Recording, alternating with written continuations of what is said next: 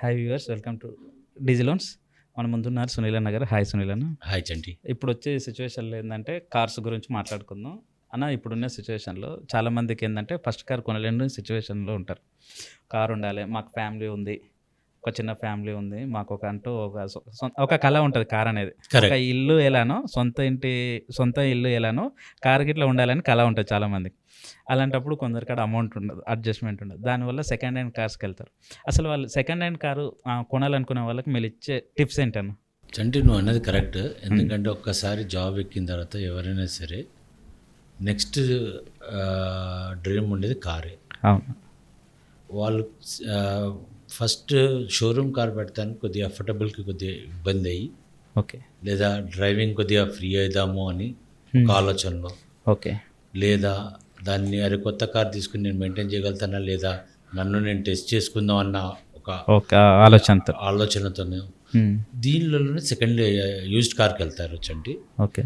ఈ used car ఎలా select చేసుకోవాలి, ఏ విధంగా సెలెక్ట్ చేసుకోవాలి అంటే, యూజ్డ్ కార్ ప్రతి ఒక్క వాల్యూ ఇందులో ఇప్పుడు స్పిన్ వాల్యూ కానీ, మారుతి వాల్యూ, ట్రూ వాల్యూస్ కానీ ఉంటాయి, చాలా ఉంటాయి. అండ్ యూజ్డ్ కార్ మీరు చూస్తే గూగుల్ చేస్తే మీకు ఒక 50 అడ్రస్లు వచ్చేస్తాయి. సో ఇట్లాంటి దగ్గర మనం చేయాల్సింది ఏంటంటే, ఫస్ట్ కార్ చూసేటప్పుడు దాని కార్ హిస్టరీ చూడాలి. కార్ ఎప్పుడు పర్చేజ్ చేశారు, ఎక్కడ సర్వీసింగ్ అయింది అంటే నీకు షోరూంలో 60% to 70% ఇన్ఫర్మేషన్ వస్తుంది. షోరూమ్ ట్రాక్ చూసుకోవాలి. అండ్ ఎన్ని కిలోమీటర్స్ తిరిగింది కార్, ఎన్ని కిలోమీటర్స్ తిరిగింది. ప్రతి కార్కి ఒక లిమిటేషన్ ఉంటుంది. ఓకే. ప్రతి కార్కి, ప్రతి ఇంజన్కి ఒక లిమిటేషన్ కంపల్సరీ కంపెనీ అనేది డిక్లేర్ చేస్తుంది. అది నువ్వు through Google or with self knowledge అయినా నువ్వు తీసుకోవచ్చు. ఓకే. ఇన్ఫర్మేషన్ గ్యాదర్ చేయొచ్చు. ఆ ఇన్ఫర్మేషన్ గ్యాదర్ చేసిన తర్వాత నువ్వు కార్ ఏదైతే సెలెక్ట్ చేస్తున్నావు, ఆ కార్కి at least not less than 20% okay ఆ వెహికల్ తిరిగి ఉండాలి. ఓకే. అంటే నీ లైఫ్ స్పాన్ అది అట్లీస్ట్ 80% ఉండాలి. మరీ ఎక్కువ వాడినా దాన్ని తీసుకోవడం అనేది నీకు తర్వాత ఇబ్బందులు వస్తాయి. దానికి 20% ఇది, ఆ 25%. నెక్స్ట్ కారు ఎవరు నడిపారు. Okay. Is it an a rider, is it an a learner, okay, or is in a professional. Okay. అంటే ఇందులో మూడు విధాలు. రెగ్యులర్గా కార్ నడిపే వాళ్ళు ఉంటారు. అవును. ఏంటంటే వాళ్ళు రెగ్యులర్గా డైలీ కార్స్ ఇస్తారు, but they are professional. They go to ఆఫీస్కి వెళ్తారు, ఆఫీస్ నుంచి ఇంటికి వస్తారు. అంటే వేరే చోటికి డ్రైవ్ చేయరు. అటువంటి కార్ కానీ, లేదా కారు జస్ట్ రెగ్యులర్గా మెయింటెనెన్స్ చేసుకుంటూ లాంగ్ డ్రైవ్ వెళ్ళే వాళ్ళు కానీ, అది దాని స్టామినాని బట్టి మనం చూడొచ్చు. ఓకే. ట్రిప్స్ మేబీ ఎక్కడైనా ట్రిప్స్ పోవడానికి.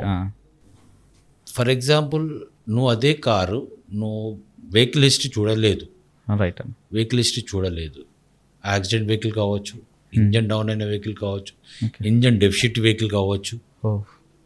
సో ఇవన్నీ మనకు ఎప్పుడు తెలుస్తుంది? నువ్వు ఎప్పుడైతే షోరూమ్ నుంచి దాని వెహికల్ హిస్టరీ తీస్తావో, వెహికల్ హిస్టరీ తీసి చూస్తావో, ఆ ఇంజన్ స్టార్ట్ చేసినప్పుడు దాంట్లో వచ్చే సౌండ్స్ని బట్టి, దాంట్లో వచ్చే నాయిస్ని బట్టి, వెనకాల బ్లాక్ స్మోక్ వస్తుందా, లేకపోతే కీ ఎర్రర్స్ ఏమైనా ఉన్నాయా, ఇవన్నీ చెక్ చేసుకోవాలి. అప్పుడు నువ్వు then you can go for second. నాకు ఒక డౌట్ వచ్చింది అన్న, యాక్సిడెంటల్ అంటే. ఇప్పుడు చాలామంది ఏంటంటే యాక్సిడెంటల్ అయిన కార్ని నేను గుర్తుపడతా, అది ఎలా ఉన్నా సరే అని చెప్పేసి అంటుంటారు. నేను ఒక విషయం చెప్తాను. యాక్సిడెంట్ అయిన వెహికల్ ఫస్ట్ ఏం చేస్తారు, షోరూమ్కి తీసుకెళ్తారు, దాన్ని మళ్ళా రెక్టిఫై చేస్తారు. ఓకే. షోరూమ్ వాడు ఏం చేస్తాడు, బండి ముందెలా ఉండే కండిషన్ అదే విధంగా తయారు చేసి ఇస్తాడు. ఓకే. నీకు దాంట్లో హిస్టరీ అనేది, ఆ వెహికల్ హిస్టరీ అనేది ఆ షోరూంలో దొరుకుతుంది, లేదా సర్వీస్ సెంటర్లో దొరుకుతుంది. సో ఆ సర్వీస్ సెంటర్ నుంచి మనం తీసుకోకుండా నువ్వు బయట చేయించాడు వెహికల్, ఆటోమేటిక్లీ నీకు తెలిసిపోతుంది. సో ఇప్పుడు ఒరిజినాలిటీయే, దాన్ని మోడిఫికేషన్. సో దాన్ని బట్టి దాని తగ్గట్టుగా ప్రొఫెషనల్, దానికి ఒకటి ప్రొఫెషనల్గా చెక్ చేసుకుంటారు. ఇప్పుడు కొన్ని చోట్ల పెయింట్ క్యాల్కులేషన్ అని వస్తుంది, అవును, అదే నాకు అదే డౌట్ వచ్చింది. మీటర్ ఉంటుంది, ఆ మీటర్తో కూడా చెక్ చేస్తారు. ఒక చోట ఒక లెవెల్ చూపిస్తుంది, ఒక చోట ఒక లెవెల్ చూపిస్తుంది అనుకో, కంపల్సరీ అది పెయింట్ అయినట్టే. పెయింట్ అయినట్టుగా. ఓకే. ఇంకో చోట నీకు డెంట్ ఉన్నా కూడా ఇప్పుడు ఇవాళ రేపు కొత్త డివైజెస్ వచ్చినాయి, ఓకే. డెంట్ ఎక్కడ అయింది ఏమైందని. ఇంకొకటి ఇంజన్ స్టార్ట్ కాగానే ఇంజన్ది సౌండ్ని బట్టి ఇంజన్లో లీవ్ ఒకటి కొత్త టూల్స్ వచ్చినాయి, ఆ టూల్స్ పెట్టినాం అనుకో ఆ ఇంజన్ ఎంత కెపాసిటీది, ఎంత వర్కౌట్ అయింది, దాంట్లో ఏమైనా డిఫెక్ట్స్ ఉన్నాయా అవి కూడా తెలుస్తున్నాయి. సో ఇట్లాంటి టెక్నాలజీ పెరిగిన తర్వాత కూడా మనం క్రాస్ చెక్ చేసుకోకుండా బ్లైండ్గా తీసుకోవడం అనేది కరెక్ట్ కాదు. స్మోకింగ్ ఏంటంటే కొందరు ఎయిర్ ఫిల్టర్స్ ఇట్లా ఏమైనా చేంజ్ చేస్తారని, అంటే ఇప్పుడు కార్లో వచ్చేసి కార్బన్ క్లీన్ అంటారు, కార్బన్ క్లీన్ అంటారు. కార్బన్ క్లీన్ చేస్తే నీకు స్మోక్ ఏర్పడదు. ఓకే. అవన్నీ కొద్దిగా టెక్నాలజీగా మనం చెక్ చేసుకోవాల్సిందే. అచ్చా.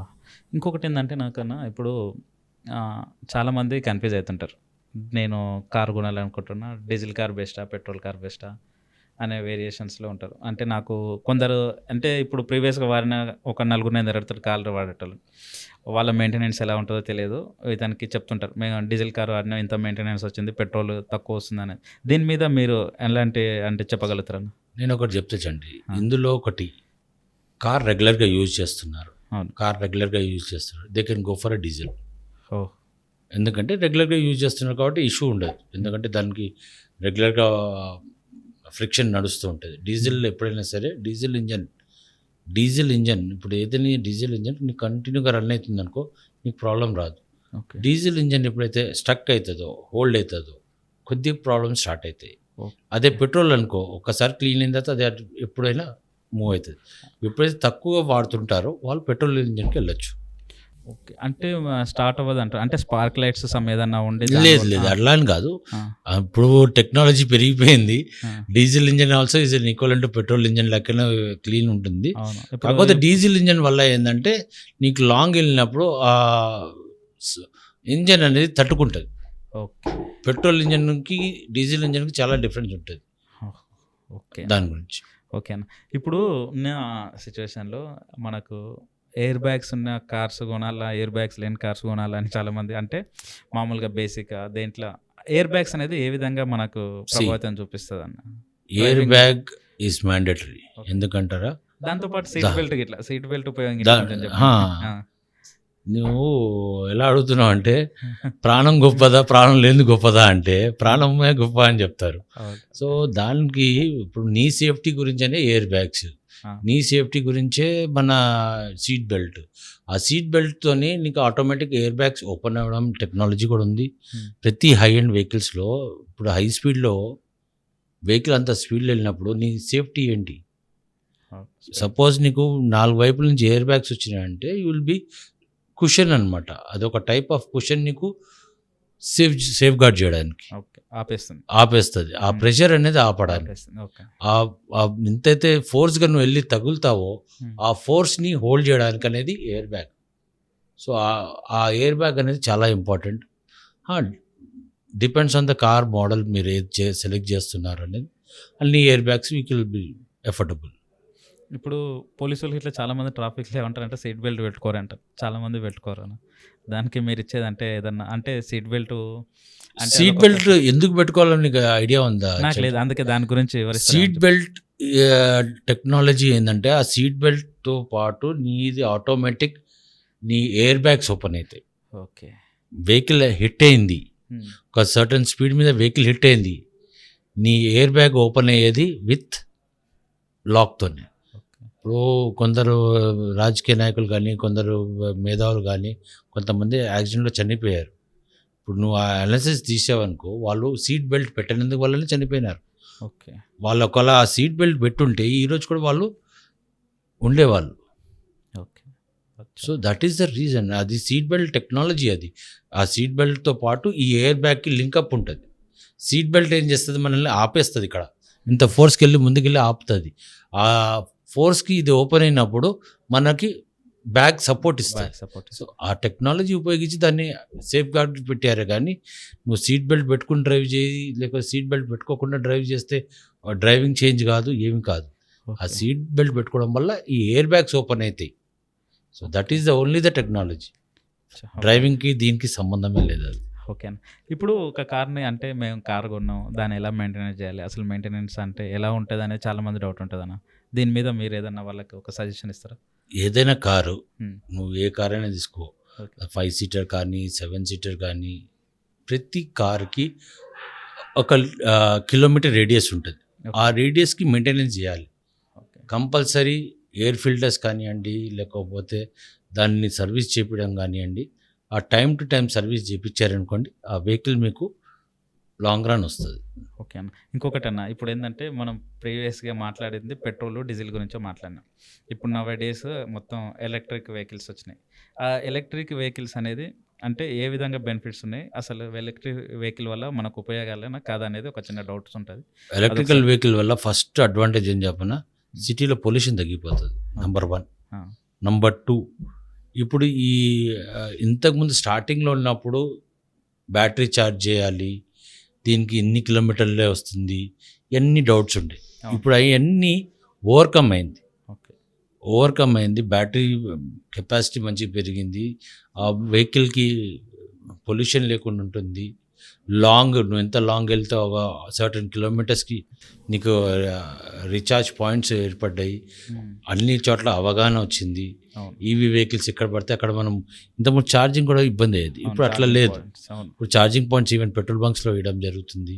సో నీకు రెస్టారెంట్స్లో జరుగుతుంది, పెద్ద పెద్ద హైవే రెస్టారెంట్స్లో ఇదవుతుంది. సో ఇట్లాంటి మీకు అడ్వాంటేజెస్ ఉన్నప్పుడు పెట్రోల్కి డీజిల్కి పెట్టే సంవత్సరం ఖర్చు, ఓకే నువ్వు 5 years ఖర్చు నీ ఈవీ కార్ కొత్తది వచ్చేస్తుంది. ఓకే ఈవీ కార్ వస్తుంది. ఓకే అన్న, థ్యాంక్ యూ అన్న. Thank you. Thank you. చూసారు కదా సెకండ్ హ్యాండ్ కార్స్ గురించి బెనిఫిట్స్ ఏంటో సునీల్ అన్న గారు చెప్పారు. థ్యాంక్ యూ అండి.